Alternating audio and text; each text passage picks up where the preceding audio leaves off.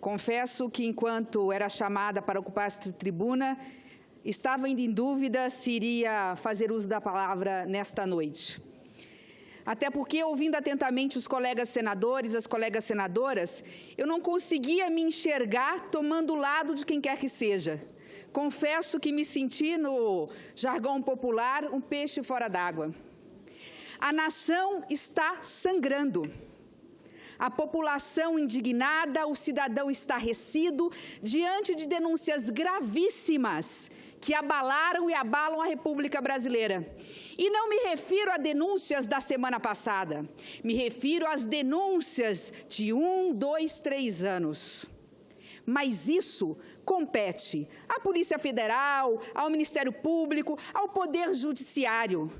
A Polícia Federal na investigação, ao Ministério Público analisando os indícios e denunciando ou não, e ao Poder Judiciário dando a última palavra, decidindo no caso concreto o conflito. Mas há uma responsabilidade que recai sobre nós. Esta mesma nação que sangra, este mesmo cidadão abalado e atingido, esses milhões de desempregados estão à espera de uma resposta dos poderes constituídos. Mas mais do que da resposta a ser dada pelo judiciário. A resposta que o povo quer nas ruas é a resposta do poder mais democrático desta nação, que não é nem senador José Maranhão, o poder executivo, é do poder legislativo, representante que é dos mais diversos segmentos da sociedade brasileira. A exemplo do Senado Federal, que quando tem um embate ou uma discussão, nós vemos prontamente aqui manifestações da mais diversa ordem. Mas o que eu vejo hoje aqui no Senado Federal? Vejo o mesmo conflito que vejo nas ruas. A nação está acéfala e o Senado também está. Estamos nós aqui nos digladiando em cima de questões político-ideológicas, quando na realidade tínhamos que estar atrás de uma saída constitucional para esse conflito, para esta demanda. Não tenho respostas, mas sei que algumas premissas são irrefutáveis, verdades absolutas, pedras de toque irreparáveis e das quais não podemos nos afastar. Primeiro, os problemas enfrentados numa democracia só podem ser resolvidos pela democracia. E faço esse alerta, senhores e senhoras senadoras, porque enquanto temos hoje as Forças Armadas na rua, constitucionalmente convocadas pelo presidente da República, não podemos nos esquecer do perigo ainda aqui remoto, que a história recente conta, e que muitos senhores senadores aqui conhecem, com feridas no corpo ainda não curadas, a exemplo da senadora Rosi de Freitas, que mais de um ano padeceu nos porões da ditadura. Outros, como eu, conhecem esta história pelos livros, mas não podemos nos esquecer que política não admite vazio. E se nós não tivermos o consenso mínimo, um pacto nacional a favor do país, sem com isso, senadora Alice, sem com isso abrirmos mão do mínimo das nossas divergências, ainda defendendo aquilo que acreditamos, se nós não abrirmos temporariamente mão da discórdia, do embate ideológico e não tivermos a capacidade de unir em torno de um projeto de país, este vazio pode ser ocupado por aventureiros, esse vazio pode ser ocupado por salvadores da pátria, ou pior ainda, por uma ordem ilegítima e inconstitucional. É remoto, mas é possível. Segunda pedra de toque inabalável, e que nós não podemos abrir mão, toda e qualquer saída para esta crise que assola o país, que é a mais grave desde a redemocratização, passa pela Constituição Federal. E aqui eu cito, se não o pai, o parteiro da Constituição Cidadã, Ulisses Guimarães. Esta, disse ele, será a Constituição, que pode não ser perfeita, mas será útil, será luz, ainda que de lamparina, na noite dos desgraçados. Pois bem, esta noite política e institucional que assola hoje o país é a noite que nos atinge e nos abala, e seremos todos desgraçados na opinião pública e perante o povo brasileiro se ficarmos apenas aqui no embate ideológico, como se não tivéssemos a obrigação e a responsabilidade de decidir o destino do país. E aqui eu quero fazer um parênteses. Nós, se há muito deixamos de ser protagonistas da história, deste capítulo da história do país, hoje não somos sequer coadjuvantes.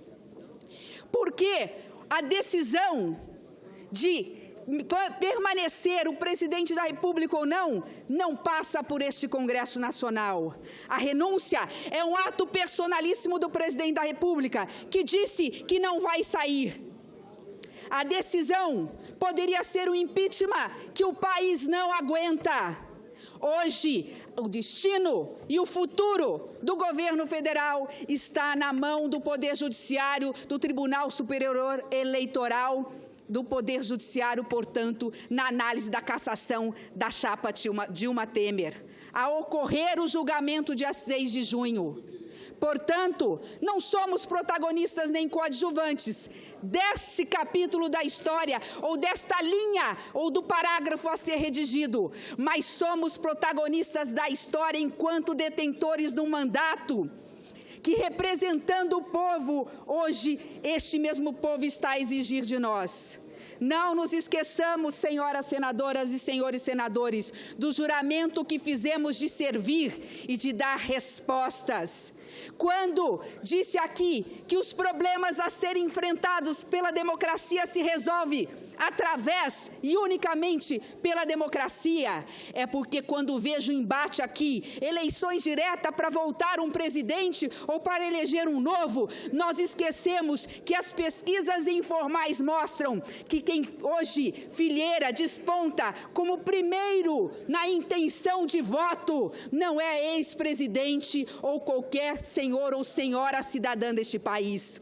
Hoje, faz-se a pesquisa e vê que ninguém chega a 30% da intenção de voto, a não ser a intervenção militar.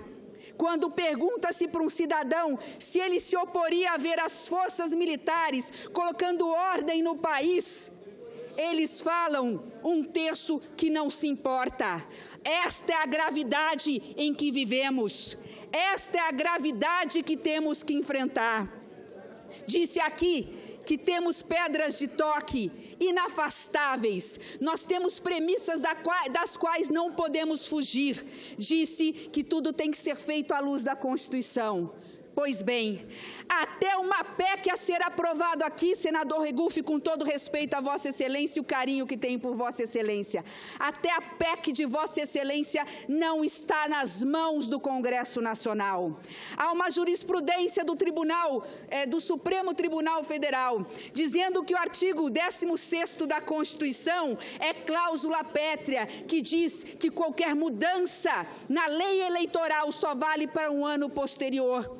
Não estou dizendo com isso que não devamos aprovar a PEC. Poderemos até aprovar a PEC, mas mais uma vez estamos à mercê do Poder Judiciário, porque ele terá que ser provocado para ver se muda a decisão e a jurisprudência que deu para dizer posteriormente a decisão já tomada, que nesses casos onde há cassação de chapa, como se não houvesse tido eleição, poderia-se admitir uma eleição direta e a PEC, portanto, seria constitucional. Eu estou dizendo tudo isso, senhoras e senhores, para dizer que enquanto aqui nos gladiamos em ideias e faz parte do processo democrático, porque esta é a casa dos debates, nós não podemos nos esquecer que só há uma saída e uma saída apenas. A saída é, sem abrir mão num único milímetro da nossa ética, das nossas convicções, das nossas ideologias, deixarmos temporariamente as nossas divergências de lado para discutirmos o pacto pelo bem do país.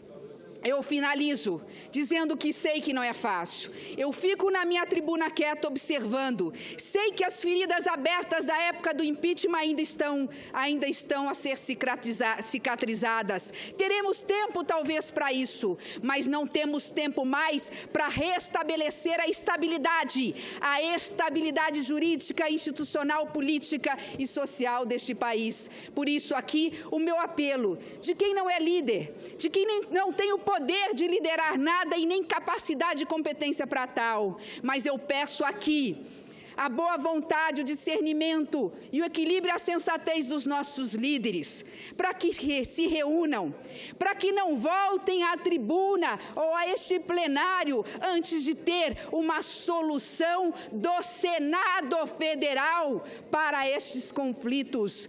Não podemos nos esquecer que os muros que uma vez dividiram este país na esplanada dos ministérios ainda estão a dividir este país e continuam-se presentes aqui no Senado. Mas nós temos que lembrar que esta é uma casa construída pelo arquiteto Oscar Niemeyer sob um côncavo aqui.